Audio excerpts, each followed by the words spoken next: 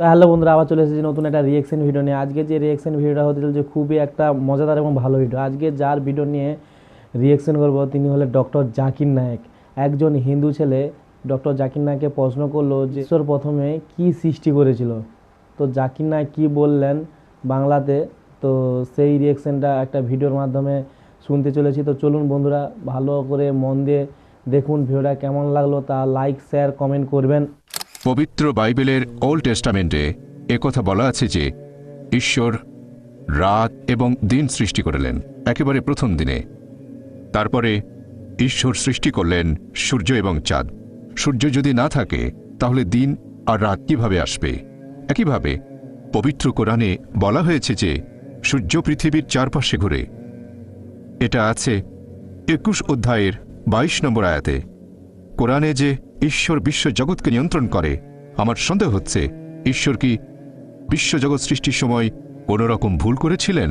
আর আমার মতে পবিত্র বাইবেল আর কোরআনের এই কথাগুলো আধুনিক বিজ্ঞানের বিরুদ্ধে। একটু ব্যাখ্যা করেন ভাই, আপনার নামটা বলবেন, আর কোরআনের ব্যাপারে যেটা বললেন আমি ঠিকমতো শুনতে পাইনি। প্রথমে আপনার নাম, আর কোরআন যে কথাটা বলছে যে সূর্য, কোরআনের সূরা নম্বর 6 6 নম্বর সূরা কি সূর্য প্রদক্ষিণ করে?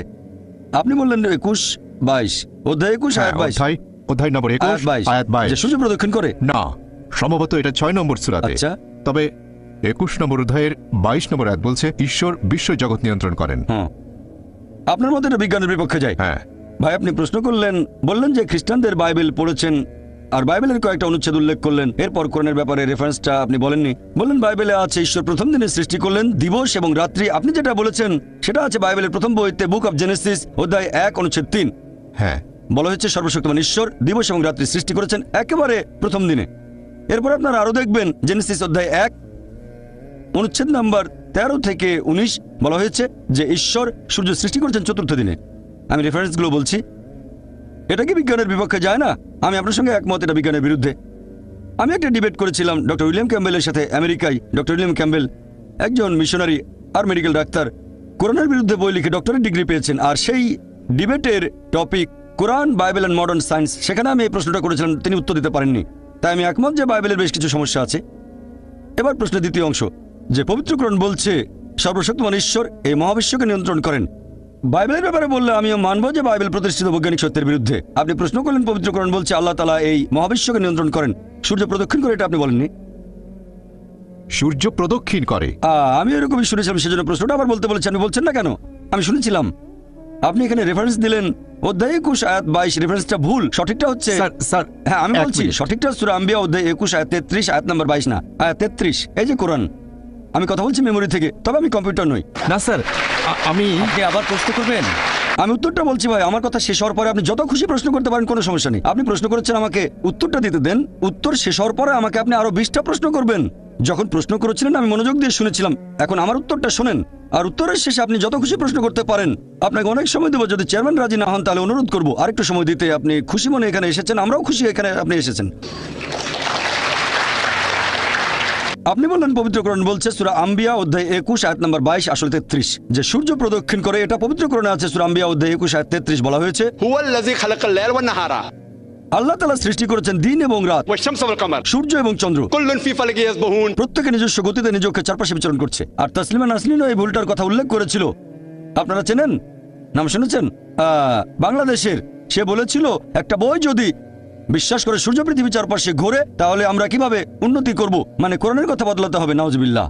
আসলে তাকে দৃষ্টিভঙ্গি বদলে সঠিকভাবে কোরআন পড়তে হবে। পবিত্র কোরআন বলছে হুয়াল্লাযী খালাকাল লাইলা ওয়ান নাহারা, আল্লাহ তাআলা সৃষ্টি করেছেন রাত এবং দিন, ওয়াশ-শামসা ওয়াল কামার, সূর্য এবং চন্দ্র। কুল্লুন ফি ফালাকি ইয়াসবাহুন, প্রত্যেকে নিজ গতিতে নিজ কক্ষপথে বিচরণ করছে। কোরআনের কোথাও বলা হয়নি যে সূর্য পৃথিবীর চারপাশে প্রদক্ষিণ করছে, কোথাও বলা হয়নি এটা। পবিত্র কোরআন এখানে বলছে সূর্য এবং চাঁদ প্রদক্ষিণ করে আবর্তিত হয়, কোথাও বলা হয়নি পৃথিবীর চারপাশে। এই আয়াতে পৃথিবীর শব্দটা কোথাও নেই। বলা হয়েছে হুয়াল্লাযী খালাকাল লাইলা ওয়ান নাহারা, আল্লাহ তাআলা সৃষ্টি করেছেন রাত এবং দিন, ওয়াশ-শামসা ওয়াল কামার, সূর্য এবং চন্দ্র। কুল্লুন ফি ফালাকি ইয়াসবাহুন। প্রত্যেকে নিজ কক্ষপথে বিচরণ করছে। আমি স্কুলে থাকতে পড়েছিলাম যে সূর্য প্রদক্ষিণ করে, নিজ অক্ষের চারপাশে প্রদক্ষিণ করে না, সূর্য মহাবিশ্বে প্রদক্ষিণ করে, পুরো সৌরজগৎ প্রদক্ষিণ করে। আমি স্কুল পাশ করেছি 1982 সালে। স্কুলে পড়েছিলাম সূর্য নিজের চারপাশে আবর্তন করে না, কিন্তু কোরআনের আয়াত বলছে, এখানে আরবি শব্দ ইয়াসবাহুন, এর মূল আরবি শব্দ সাবাহা, যেটা দিয়ে চলন্ত কোনো কিছুর গতিকে বোঝানো হয়।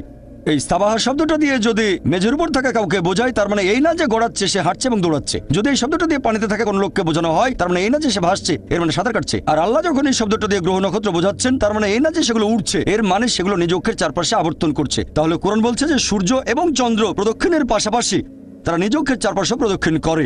যখন কোরআন পড়লাম তখন ভাবলাম যে স্কুল বইয়ে ভুল পড়েছি আমরা, সূর্য আবর্তিত হয় না। এখন বিজ্ঞান আর উন্নত হয়েছে, তাই আমরা জানি একটা টেবিলের উপর সূর্যের প্রতিবিম্বকে ধরে রাখলে সেখানে দেখতে পাবো সূর্যের কিছু কালো স্পট আছে, আর এই কালো স্পটগুলো আনুমানিক 25 দিনে একবার সম্পূর্ণ ঘুরে আসে। তার মানে সূর্য আনুমানিক 25 দিনে নিজের চারপাশে একবার ঘুরে আসে। তাহলে স্কুলে যা শিখেছিলাম 1982 সালে, এখনকার বিজ্ঞান বলছে তা ভুল। কোরআন এই কথাটা কিন্তু 20 বছর আগে বলেনি, বলেছে 1400 বছর আগে। আমি স্কুলে যা পড়েছিলাম 20 বছর আগে,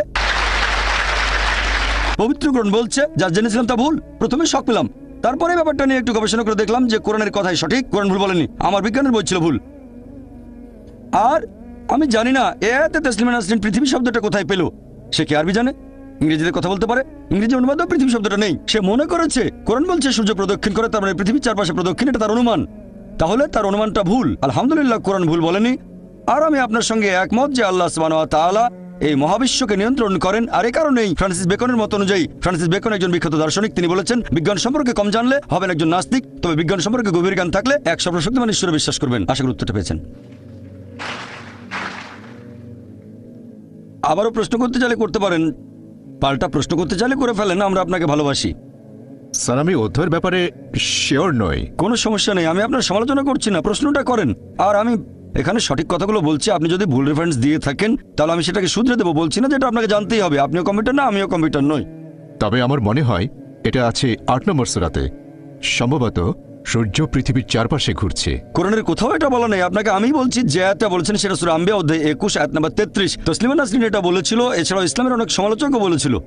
অধ্যায় 8 মানে সূরা আনফালের কোথাও বলা হয়নি যে সূর্য ঘুরছে, কোনো আয়াতেই বলছে না সূর্য ঘুরছে। এর কাছাকাছি যে আয়াতটা পাবেন, যদি আরবি না জানেন তাহলে কোরআনের অনুবাদ পড়েন, এটা সূরা আম্বিয়া। আপনার রেফারেন্সটা ছিল কাছাকাছি, মাত্র 11টা আয়াতের পার্থক্য। আপনার রেফারেন্সটা ছিল সঠিক, অধ্যায় নাম্বারটা সেটা 21, তবে আয়াতটা 22 নাম্বার ছিল না, সেটা ছিল 33। আপনার কাছে কোরআন আছে? না, অধ্যায় নম্বর 21 আয়াত 22, ঈশ্বর বিশ্বজগৎকে নিয়ন্ত্রণ করেন। আচ্ছা, আরেকটা, ঈশ্বর মহাবিশ্বকে নিয়ন্ত্রণ করেন। এখন আমি আপনাকে বলি, বিজ্ঞান এখনো এতটা উন্নত হয়নি যে আল্লাহ সুবহানাহু ওয়া তাআলা সম্পর্কে কিছু জানাতে পারবে। একটা লেকচার দিয়েছিলাম, is the Quran God's word, সেখানে বৈজ্ঞানিকভাবে প্রমাণ করেছি যে আল্লাহ সুবহানাহু ওয়া তাআলা আছেন। ভলান্টিয়ারদের অনুরোধ করবো ওনাকে একটা ভিডিও ক্যাসেট দিতে। ভাই আশরাফকে অনুরোধ করছি, আপনি ভলান্টিয়ারদের বলেন আমি আপনাকে গিফট করব একটা video cassette, is the Quran God's word. সেখানে বেশ কিছু বৈজ্ঞানিক বিষয় নিয়ে আমি বলেছি, আর আমি প্রমাণ করেছি বিজ্ঞান দিয়ে যে আল্লাহ সুবহানাহু ওয়া তাআলা অবশ্যই আছেন। তাই আজকের বিজ্ঞান আর সেরা বিজ্ঞানীরা ঈশ্বরকে তারা বাদ দিচ্ছেন না, তারা ঈশ্বরের নকল রূপগুলো বাদ দিচ্ছেন, লা ইলাহা। তারা আল্লাহকে বাদ দিচ্ছেন না, বরং ঈশ্বরের নকল রূপগুলোকে তারা বাদ দিচ্ছেন, লা ইলাহা ইল্লাল্লাহ। বুঝলেন? পৃথিবীর সেরা বিজ্ঞানীরা এটা বলছেন। তারা সবাই ঈশ্বরে বিশ্বাস করেন, বেশিরভাগ, কেউ কেউ হয়তো বিশ্বাস করে না, তবে বেশিরভাগ বিজ্ঞানী মানেন একজন সৃষ্টিকর্তা অবশ্যই আছেন। বিশ্বজগৎ কিভাবে সৃষ্টি হয়েছে? বর্তমানের বিজ্ঞান আমাদের বলছে যে এই বিশ্বজগৎ কিভাবে সৃষ্টি হয়েছে। কিভাবে? বিগ ব্যাং এর মাধ্যমে, ঠিক? হ্যাঁ, খুব ভালো, বিগ ব্যাং। আর বর্তমানের বিজ্ঞান বলে যে একেবারে প্রথম দিকে ছিল বিন্দু, পুরো বিশ্বজগৎ, তারপর সবকিছু আলাদা হয়ে গেল, একটা বিস্ফোরণ, সেখান থেকে হলো গ্যালাক্সি, তারপর হলো নক্ষত্র, বিভিন্ন গ্রহ, চাঁদ, সূর্য, আমাদের এই পৃথিবী। এটাকে বলা হয় বিগ ব্যাং। আমরা বিগ ব্যাং সম্পর্কে কবে জানতে পেরেছি? 20 বছর, 30 বছর, 40 বছর আগে, ঠিক? হ্যাঁ, ঠিক। আল্লাহ পবিত্র কোরআনে বলেছেন সূরা আম্বিয়া অধ্যায় নম্বর 21 আয়াত নম্বর 30, আল্লাহ 1400 বছর আগে বলেছেন, আল্লাহ বলেছেন যে অবিশ্বাসীরা কি এটা দেখে না আকাশমণ্ডলী আর পৃথিবী ওতপ্রোতভাবে মিশেছিল? অবিশ্বাসীরা কি দেখে না أن السماوات والأرض যে আকাশমণ্ডলী ও পৃথিবী মিশেছিল, আমি তাদের পৃথক করে দিলাম? তাহলে আল্লাহ বলছেন আকাশ আর পৃথিবী একসাথে ছিল, আমি তাদের আলাদা করে দিলাম। বিজ্ঞানীরা এখন এই বিগ ব্যাং সম্পর্কে বলছেন, আর কোরআন 1400 বছর আগেই সেটা সংক্ষেপে বলেছে। একথা কে বলতে পারেন? বিজ্ঞান তো সে সময় উন্নত ছিল না। কে? আমাদের স্রষ্টা। এভাবে পুরো একটা লেকচার দিয়েছি। আপনি আমার ভিডিও ক্যাসেট দেখেন, কোরআন এন্ড মডার্ন সায়েন্স আর is the Quran God's word. ইনশাআল্লাহ যদি আপনি খোলা মন নিয়ে দেখেন তাহলে আপনি এটা মানবেন, আল্লাহ একজন আর তিনি বিশ্বজগতের স্রষ্টা। ধন্যবাদ। আমি শান্তি চাই, আর আমি মুসলিমদের ভালোবাসি। আর ইন্ডিয়ার মতো একটা দেশে অনেক ধর্মের অনুসারী, আমরা সবাই একসাথে থাকব, শান্তিতে থাকব, ভাইয়ের মতো থাকব। তবে বর্তমান সময়ের এই প্রেক্ষাপটে আপনি এ সম্পর্কে কি কিছু বলবেন? ডক্টর জাকিরের কাছে এটা আমার অনুরোধ। ভাই আপনার পরিচয়টা দেবেন, আপনার নামটা? আমি এনএসকে, ব্যাঙ্গালোর থেকে এসেছি, কর্ণাটকা, সমাজকর্মী। আসলে উনি কর্ণাটকের এমএলএ। ভাই আমরাও আপনাকে ভালোবাসি, ভালোবাসি আপনাকেও। ভাই প্রশ্ন করলেন বর্তমানে এই সংঘাতময় সময়ের প্রেক্ষাপটে ভ্রাতৃত্বের জন্য আমি কি বলবো। আমার লেকচারের শুরুতে আমি বলেছিলাম বেশ কয়েকটা পয়েন্টের কথা, যে ইসলাম মানে মানুষের জন্য শান্তি। ইসলাম হচ্ছে সার্বজনীন ভ্রাতৃত্বের ধর্ম। আমরা মানি যে সব মানুষ একে অন্যের ভাই।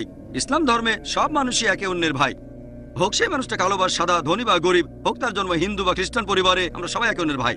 মুসলিমরা বিশ্বাসের ক্ষেত্রে ভাই ভাই, তবে সব মানুষই ভাই ভাই। আর এই ভ্রাতৃত্বের জন্য আগেও বলেছি যে সবচেয়ে সেরা যে ফর্মুলাটা, যেটার মাধ্যমে পৃথিবীর সব মানুষ একতাবদ্ধ হতে পারি, যদি মেনে নেই যে আমাদের স্রষ্টা, আমাদের প্রভু, আমাদের ঈশ্বর মাত্র একজন। আর এই কথাটা শুধু কোরআনেই বলা হয়নি, পৃথিবীর প্রধান সব ধর্মগ্রন্থে এটা বলা আছে। যদি হিন্দু ধর্মের গ্রন্থগুলো পড়েন, ভগবদ্গীতায় উল্লেখ করা হয়েছে অধ্যায় নম্বর 7, 20 নম্বর অনুচ্ছেদ, বলা হয়েছে যে সব মানুষের বিচার বুদ্ধিকে, জাগতিক আশা আকাঙ্ক্ষা কেড়ে নিয়েছে, তারা নকল ঈশ্বরের পূজা করে। এরপর আছে ছান্দোক্য উপনিষদে অধ্যায় নম্বর 6, 2 নম্বর অনুচ্ছেদের 1 নম্বর পরিচ্ছেদ, বলা হয়েছে एकम अद्वितीयम। এই সংস্কৃত উদ্ধৃতিটির মানে ঈশ্বর কেবলমাত্র একজন, দ্বিতীয় কেউ নেই। এরপর শ্বেতাশ্বতর উপনিষদে আছে 6 নম্বর অধ্যায়ের 9 নম্বর অনুচ্ছেদে, বলা হয়েছে नाचास्य चफिज जनिता नकदीपा। মহান ঈশ্বরের কোনো বাবা মা নেই, তার কোনো প্রভু নেই। মহান ঈশ্বরের কোনো মা নেই, তার কোনো বাবা নেই, তার উপরে আর কেউ নেই। এরপর আরো আছে যজুর্বেদ 32 নম্বর অধ্যায়ে 3 নম্বর অনুচ্ছেদ, न तस्य प्रतिमा अस्ति। মহান ঈশ্বরের সমতুল্য কিছু নেই, তার কোনো প্রতিমূর্তি নেই। আর হিন্দু ধর্মগ্রন্থের ব্রহ্মসূত্র বলছে एकम ब्राह्मण दूसरा नास्ते, निया नास्ते किंचन। भगवान एक ही है, दूसरा नहीं है, नहीं है, नहीं है, जरा भी नहीं है। ঈশ্বর কেবলমাত্র একজন, দ্বিতীয় কেউ নেই, আর কেউ নেই, আর কেউ নেই, কোথাও কেউ নেই। পবিত্র কোরআনে একই কথা উল্লেখ করা হয়েছে। সূরা ইখলাস অধ্যায় নম্বর 112 আয়াত 1 থেকে 4 বলা হয়েছে, कुल हु अल्लाहु अहद, বলো তিনি আল্লাহ এক এবং অদ্বিতীয়। अल्लाहु समद, আল্লাহ অবিনশ্বর ও চিরস্থায়ী। लम यलिद वलम यूलद তিনি जन्म নেননি, কাউকে জন্ম দেননি, वलम यकुल लहु कुफुवन अहद। তার সমতুল্য কিছুই নেই। ভাই এই কথাটা খ্রিস্টান ধর্মে বলা হয়েছে, আমি বাইবেল থেকে উদ্ধৃতি দিতে পারি, শিখ ধর্মগ্রন্থ থেকে উদ্ধৃতি দিতে পারি। সব ধর্মগ্রন্থে বলছে ঈশ্বর একজন, ঈশ্বরের কোনো প্রতিমূর্তি নেই, শুধুমাত্র তার ইবাদত করব। তার কোনো ছেলে নেই, ঈশ্বরের কোনো মা নেই, তার কোনো বাবা নেই। যদি সব মানুষ এটা বুঝতে পারে আমাদের ঈশ্বর, আমাদের স্রষ্টা একজন, তাহলে সত্যিকারের ভ্রাতৃত্ব অর্জন করব। এছাড়া অন্য কোনো ফর্মুলা নেই। আমি আগে আমার লেকচারে বলেছি, আর কারিও তেলাওয়াত করেছিলেন সূরা হুজুরাত অধ্যায় 49 আয়াত 13, বলা হয়েছে, या अय्युहा الناस إنا خلقناكم من ذكر وأنثى وجعلناكم شعوبا وقبائل لتعارفوا إن أكرمكم عند الله يتقاكم إن الله عليم كبير। যার মানে হে মানুষ জাতি, আমি তোমাদের সৃষ্টি করেছি একজোড়া পুরুষ ও নারী হতে, তারপর বিভিন্ন জাতীয় গোত্রে বিভক্ত করেছি, যাতে করে একে অন্যের সাথে পরিচিত হতে পারো। এমন না যে একে অন্যকে ঘৃণা করবে। আর আল্লাহর কাছে সবচেয়ে মর্যাদা সম্পন্ন সেই ব্যক্তি যে ব্যক্তির রয়েছে তাকওয়া। বিচার করার মানদণ্ডটা সেটা লিঙ্গ না, গায়ের রং না, এটা গোত্র না, ধন সম্পদ না। মানদণ্ডটা আল্লাহকে মানা, এটা ধার্মিকতা, এটা ন্যায়নিষ্ঠতা। তাহলে সবাইকে বুঝতে হবে যে আমাদের পূর্বপুরুষ এক, আমরা সবাই একে অন্যের ভাই। এখন কি করব? আমরা অন্য ধর্মগ্রন্থগুলো পড়ে দেখব, সাদৃশ্যগুলো মেনে নেব। আর পবিত্র কোরআন বলছে সূরা আল ইমরান অধ্যায় নম্বর 3 আয়াত 64 বলা হয়েছে, تعالوا إلى كلمة سواء بيننا وبينكم এসো সেই কথায় যে আমাদের ও তোমাদের মধ্যে এক। প্রথম সাদৃশ্যটা কি? ألا نعبد إلا الله। আমরা আল্লাহ ব্যতীত কারো ইবাদত করব না। তো বন্ধুরা দেখতে পেলেন ভিডিওটা অত্যন্ত খুবই একটা ভালো ভিডিও হয়েছে। ডক্টর জাকির নায়েক যা বললেন খুবই মেন কথাগুলি বলেছেন, যে পৃথিবীতে প্রথমে কি সৃষ্টি হয়েছিল সেই সম্পর্কে সমস্ত কিছু ডক্টর জাকির নায়েক খুবই ভালোভাবে কথাগুলি বলেছেন। সমস্ত কিছু বুঝতে পেরেছি এই ভিডিওটার মাধ্যমে, সমস্ত কিছু বুঝতে পারলাম। ভিডিওটা অত্যন্ত খুবই ভালো হলো। জাকির নায়েক প্রতিটা কথা স্টেপ বাই স্টেপ কথাগুলি বলেছে, সমস্ত কিছু বুঝতে পেরেছি। তো আপনারা কেমন বুঝলেন তা একটু কমেন্ট করে লাইক করবেন, চ্যানেলটিকে সাবস্ক্রাইব করবেন। ওকে বন্ধুরা।